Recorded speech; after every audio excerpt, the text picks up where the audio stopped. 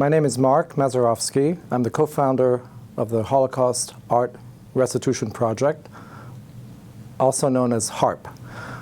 We started in September 1997, and 3 months after our creation, the Museum of Modern Art exhibited 150 works by the Austrian artist Egon Schiele.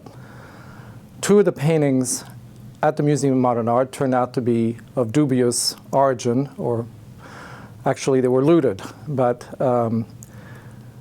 the families that came up and asked for clarifications about the painting's origins were rebuffed by the museum and told to deal with the lender, the Leopold Foundation in Vienna.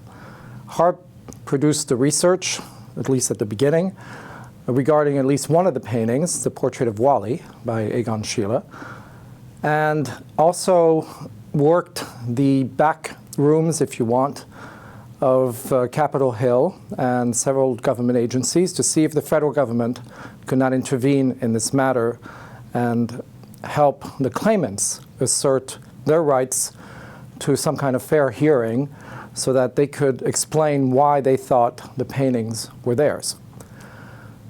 That was not possible because there was some opposition in the federal, in a number of federal agencies.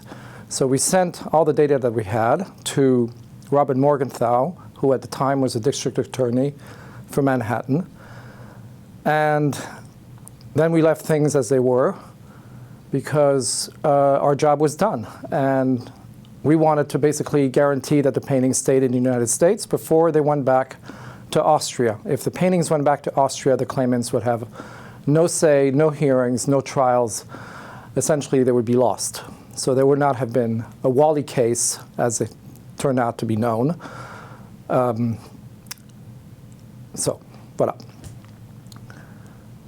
In the first week of January, the New York City Police Department did not exactly storm into the Museum of Modern Art, but entered the Museum of Modern Art in the early afternoon hours and proceeded to sequester the paintings. That means the portrait of Wally and Dead City 3. That action was like a shot that rang around the world.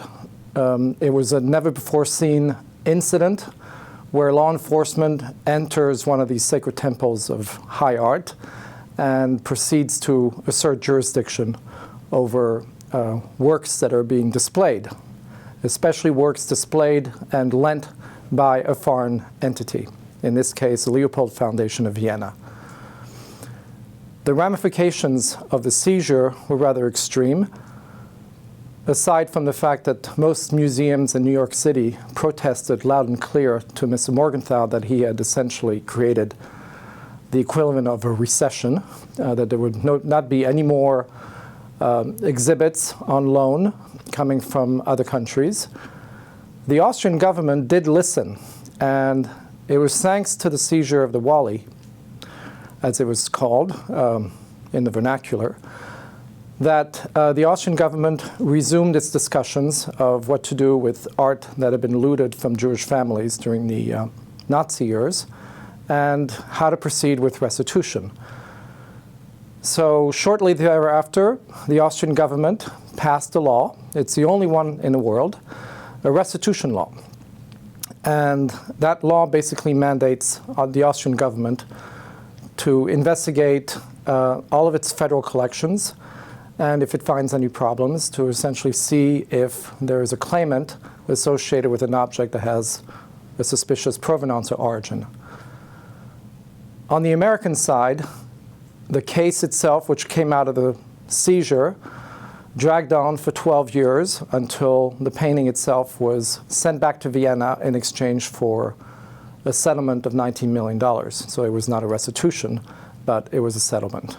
So the lesson behind all of this is that drastic action taken on behalf of claimants can actually help to right the wrongs of history, at least when it comes to art looted during the Nazi years.